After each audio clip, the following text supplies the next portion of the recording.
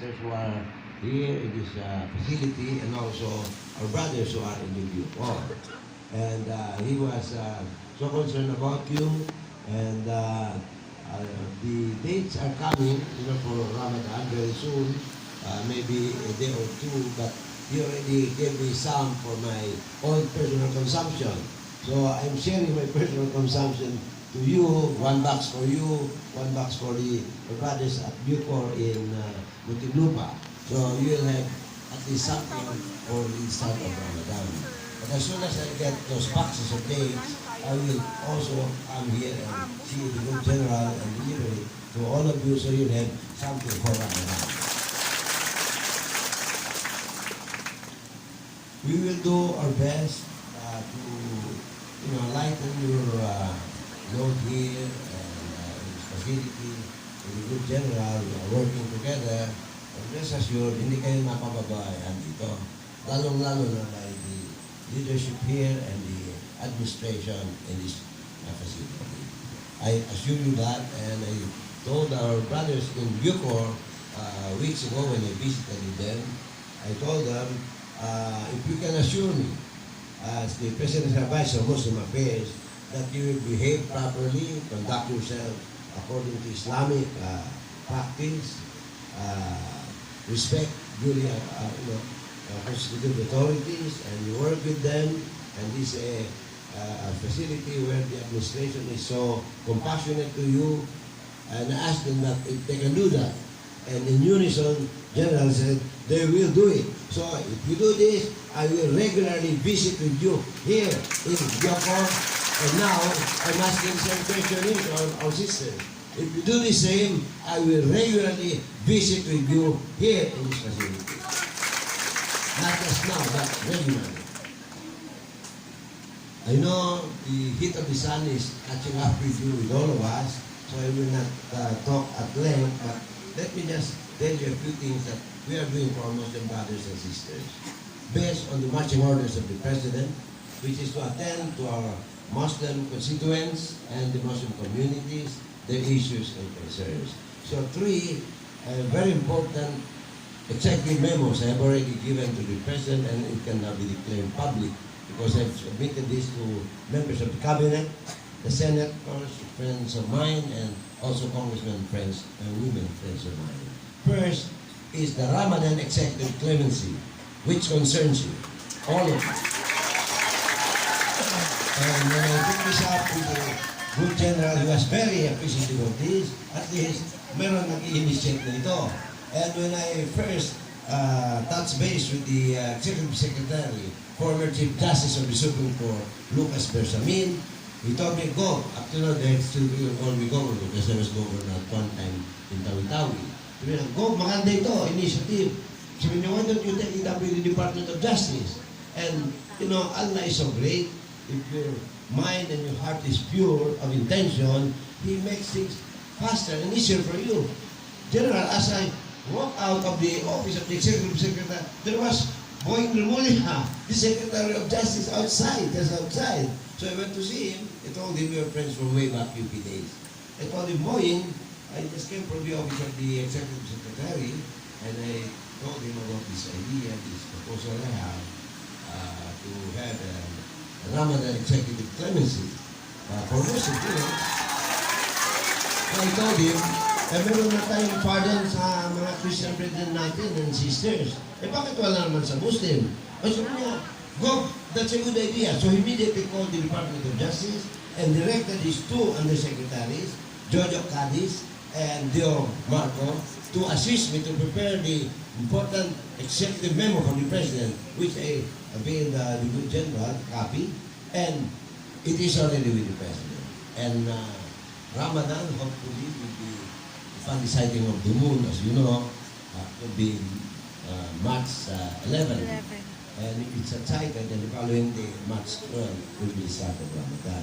So I will not stop here in today's speaking engagements. I will continue day to day to remind the Office of the President to grant pardon to especially to our brothers and sisters who are advanced in age and very sick.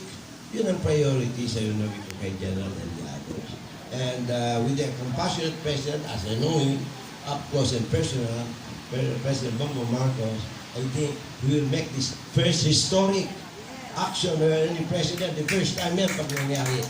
And let's hope and pray, and during the month of Ramadan, or even earlier, let's pray for his good health and more power to him so he can do more for us, all Filipinos. Well, we are Muslims, we are also Filipinos. So, kailangan magtulungan tayo. We have to help the administration here, assist them as they are looking after you. So, we are brothers and sisters. And difference lang, religion, but we have our own way of worshiping Him, but the same God. Isa lang ang Diyos. Okay? So, the second one, which I'm sure you'll be very happy also, is that I sent the second memorandum to the President, second memo, to harness, to post Muslim ambassadors to Muslim countries. Muslim ambassadors to Muslim countries. Why are you not clapping your hands? This is for you, for all of us. Okay? So with Muslims are posted in Muslim countries, as you know, in Islam we have to pray 5 times a day. We have to have Ramadan and all other, cultural activities we have. And a Muslim being posted to a Muslim country will help so much our country in terms of dialogue and understanding, and also we'll be able to harness many goodwill from that Muslim country, because he can sit down, pray together with the president, the prime minister, the officialdom of any country, and where a non-Muslim cannot do. And during Ramadan, he can break his fast with any of his Muslim brothers and sisters who are in the different officialdom of government in any foreign country. So I reiterated this in my memo to the President, and also corollary to this is the acquisition or granting of loans. If our government continues to seek loans from commercial banks, World Bank and other banks, we have to pay so much of interest. In Islam, it is forbidden. Riba is not in Islam. So when you go to a Muslim bank, you don't pay interest.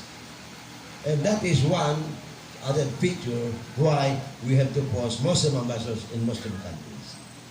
So when this is done, our government, and we can also help our government and our economy by securing loans without interest, because this comes from Muslim countries. Then the third, I don't want to burden you longer, but this has to be talked about. When I was working with government every 10 years in Mindanao, with the autonomous government under Chairman Miswari at that time, we called it the Office of the Regional Commissioner, the precursor of BARM and earlier ARM. I saw up close and personal na may malaking pagkukulang sa atin yung pag-implement, pag-manage itong autonomy. Because many of our brothers and sisters who joined the rebellion in the 70s dropped out of college, did not finish their university studies, and some of them, or many of them, were even out of school. So, sabi ko, kailangan i-prepare sila for the bureaucracy. So, we have to put them into the pool for training, for education, and exposure in government, and of course to gain experience before they can be put in very high levels of government in the regional government of the RMM. This was the first advice I gave Chairman Miswari when he was regional governor. And this is the third subject of my memo, because to now I see the need, entirely need for it. So I call this leadership training institute for young Muslim leaders. So once this is in place, all our brothers who are from the MILF, MNLF, and the others can go through this institute and will acquire very basic, fundamental training, experience, and exposure. So that's the third that I finished.